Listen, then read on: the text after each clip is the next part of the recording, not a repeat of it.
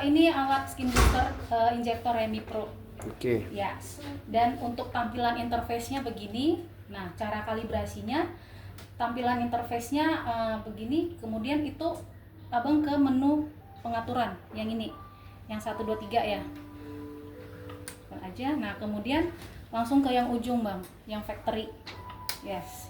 Kemudian tekan kodenya 1 sampai 6. 1 2 3 4 5 6. Oke. Pilih yang calibration. Aging test nggak usah, abaikan aja, ini untuk teknisi kami cek dok. Nah, sambil dilihat handpiece-nya itu turun dulu sekali, tekan calibration. Ya, turun dulu sekali. Nah, kemudian dia ada 2 tahap, 1/2, tekan sekali lagi oke. Nah, dia akan naik sekali.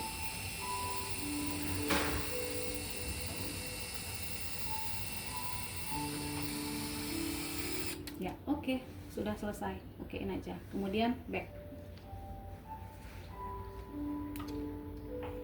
Nah, oke sudah. Tujuannya kalibrasi apa? Itu untuk menyamakan plunger-nya si monitor yang ada di mesin sama handpiece. Karena ini yang bakal mengganti jempolnya dokter naik turun terus menerus. Jadi misal ini lupa dikalibrasi gitu kan, atau 3 bulan atau hampir setahun lupa, ya mudah-mudahan jangan ya dok. Nah itu bakalan plungernya si yang di mesin sama di handpiece itu nggak sama gitu. Misal ini di sini gitu ya. Nah rupanya yang di handpiece itu di bawah gitu. Jadi dia udah nggak sering kalau nggak balance dengan yang ada di mesin dan handpiece.